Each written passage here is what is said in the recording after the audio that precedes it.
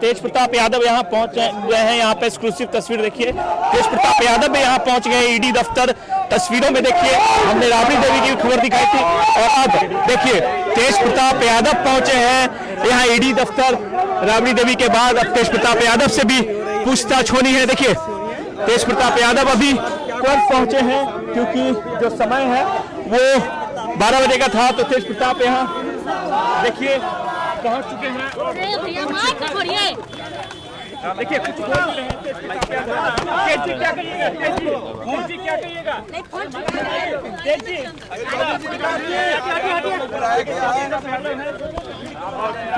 फिर से गाड़ी में बैठ गए तेज प्रताप यादव। देखिए तेज प्रताप यादव भी पहुंच चुके हैं ईडी दफ्तर और दफ्तर के अंदर जा रहे हैं तेज प्रताप यादव।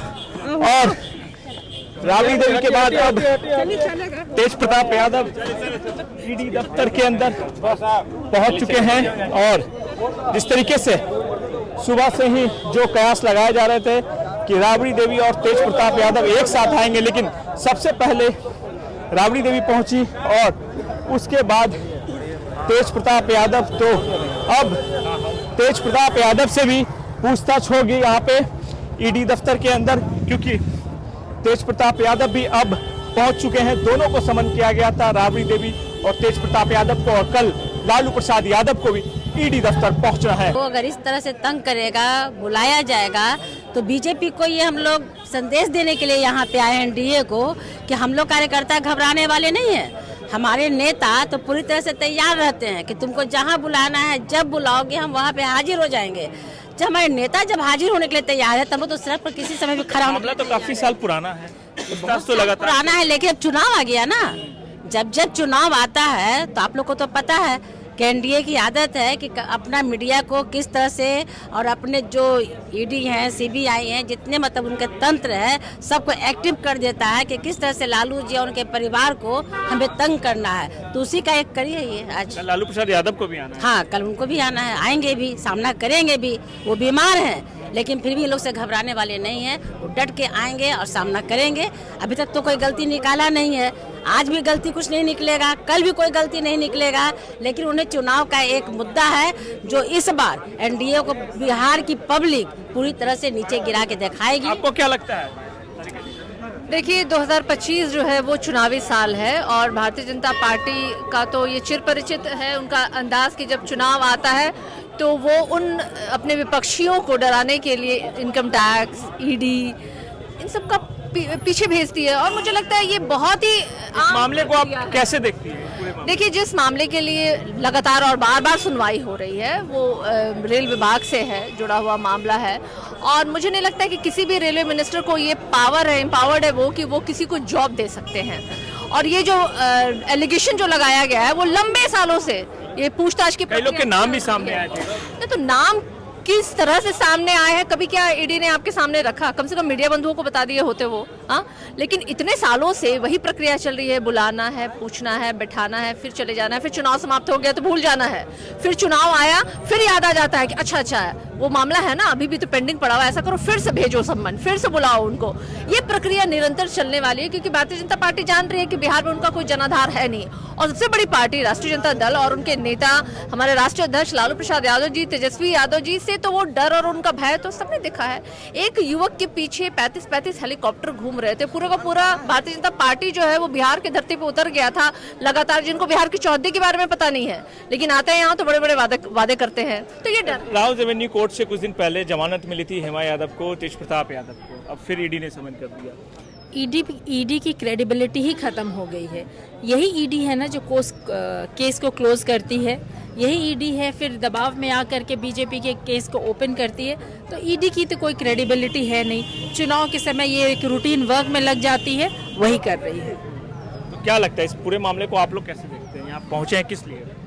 हमारे नेता को हैरेस किया जा रहा है, हमारे नेता को हैरेस किया जा रहा है, ये पूरे बिहार जानती है, पूरे देश जानती है। और पूरे विश्व में Lalu Prasad Yadav ji as a railway minister कितना अच्छा काम किए ये पूरी दुनिया जानती है। उनको डॉक्टरेट की डिग्री हार्वर्ड यूनिवर्सिटी IIM सब जगह बुलाया गया और ईडी कहती है कि यहाँ घपला हुआ, घोटाला हुआ। यही ईडी कोर्ट केस को क्लोज कर देती है, फिर खोल देती है। तो हम लोग तो जानते हैं कि चुनाव में डर करके बीजेपी ऐसा कर रही है, अपने हार से डर करके इस तरह की प्रताड़ित कर रही है।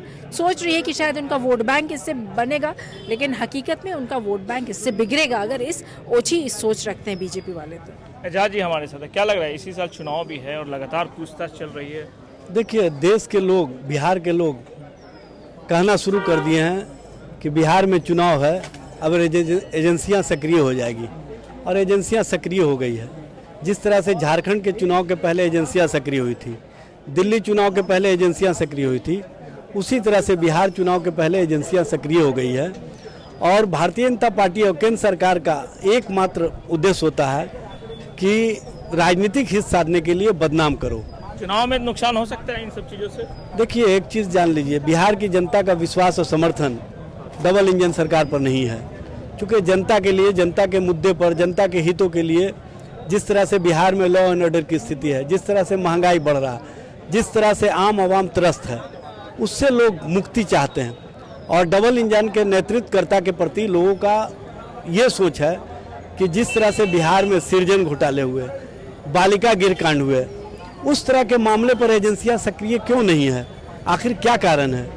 कहीं ना कहीं भारतीय जनता पार्टी अपने साथ वालों को वॉशिंग मशीन में ले जा करके भ्रष्टाचारी को सदाचारी और शिष्टाचारी जो बनाने का काम करती है, उसका बेहतरीन नमूना दिख रहा है। 2022 के बाद जिस तरह से एजेंसियों को पुनः सक्रिय किया गया, आपने देखा होगा 15 में जब हम लोग महागठबंधन सरकार बनाए तब एजेंसियां सक्रिय थी।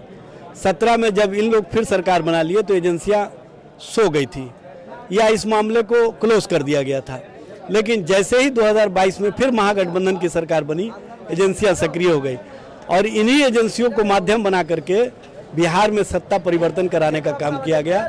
नफरत फैलाने वाली शक्तियां नहीं चाहती है कि नौकरी और रोजगार वाली राजनीति हो, नहीं चाहती है कि नौजवानों को बिहार में नौकरी और रोजगार मिले। इन सब चीजों का डर है लगता है? देखिए, डर का मामला नहीं है, मामला ये है कि किस तरह से राजनीति भारतीय जनता पार्टी एजेंसियों के माध्यम से कर रही है। सुजीत कुमार, बिहार तक, पटना।